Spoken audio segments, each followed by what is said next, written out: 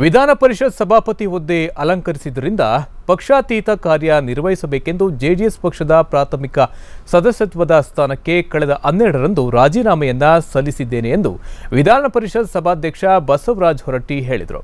ಬಾಗಲಕೋಟೆ ಬಾದಾಮಿ ತಾಲೂಕಿನ ಕೆರೂರು ಪಟ್ಟಣಕ್ಕೆ ಭೇಟಿ ನೀಡಿದ ಸಮಯದಲ್ಲಿ ಸುದ್ದಿಗಾರರೊಂದಿಗೆ ಮಾತನಾಡಿದ ಅವರು, ಸಭಾಪತಿಗಳು ಯಾವುದೇ ಪಕ್ಷಕ್ಕೆ ಸೀಮಿತವಾಗಿರಬಾರದು ಅಂತ ಜೆಡಿಎಸ್ ಸದಸ್ಯತ್ವಕ್ಕೆ ರಾಜೀನಾಮೆಯನ್ನ ನೀಡಿದ್ದೇನೆ ಅಂತ ತಿಳಿಸಿದ್ದಾರೆ. ಮುಂಬರುವ ಅಧಿವೇಶನ ಪಾರದರ್ಶಕತೆಯಿಂದ ಕೂಡಿರಬೇಕು ಅಂತ ಅವರು ಒತ್ತಾಯವನ್ನ ಮಾಡಿರ್ತಕ್ಕಂಥದ್ದು. ಮಾರ್ಚ್ 2ರಂದು ಮಾಜಿ ಸಭಾಪತಿ ಮತ್ತು ಉಪಸಭಾಪತಿಗಳ ಸಭೆ ಕರೆದಿದ್ದೇನೆ.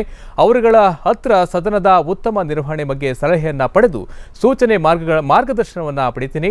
ಜೊತೆಗೆ 3ನೇ ತಾರೀಕು ಅಂದ್ರೆ 3ರಂದು ಬಿಜೆಪಿ, ಕಾಂಗ್ರೆಸ್, ಜೆಡಿಎಸ್ 3 ಪಕ್ಷಗಳ ನಾಯಕರ ಜೊತೆ ಸಭೆ ನಡೆಸಿ ಸದನವನ್ನ ಸುಸೂತ್ರವಾಗಿ ನಡೆಯುವಂತೆ ಸಹಕಾರವನ್ನ ಕೋರ್ತೇನೆ ಅಂತ ತಿಳಿಸಿದ್ದಾರೆ. ಸದನವನ್ನು ನಡೆಸಬೇಕು, ಮಾದರಿಯಾದಂಥ ಸದನ ಮಾಡಬೇಕು. ಅದಕ್ಕೆ ಪ್ರಶ್ನೋತ್ತರ ಇಲ್ಲಿ ಮತ್ತೊಂದಿಲ್ಲ, ಅವಕ್ಕೆಲ್ಲಕ್ಕೂ ಏನು ಕಾನೂನು ಬೇಕು ಆ ಕಾನೂನಕ್ಕೆ ನಡೀಬೇಕು.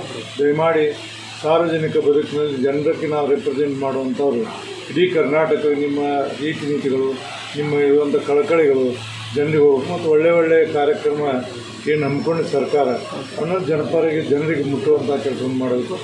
ಅಜೆಂಡಾ ಏನು ಇವತ್ತು ಇರ್ತೈತಿ, ನಾವು ಒಂದು ಸೆಷನನ್ನು ಪ್ರಾರಂಭ ಮಾಡಿದರೆ ಹತ್ತತ್ರ 1 ಕೋಟಿ ರೂಪಾಯಿ ಖರ್ಚಾಗ್ತೀವಿ ವರ್ಷದ ಮೇಲೆ ಈ ಬಜೆಟ್. ಆ ಕೋಟಿ ರೂಪಾಯಿ ಸಾರ್ವಜನಿಕರು ಅದು ಸಾರ್ಥಕವಾಗುವಂಗೆ ಎಲ್ಲ ಜನರಿಗೆ ಮುಟ್ಟುವಂಗೆ ನಾವು ಉತ್ತಮವಾದಂಥ ಚರ್ಚೆಯನ್ನು ಮಾಡಿದರೆ ಅದು ಒಳ್ಳೆಯದಾಗ್ತದೆ.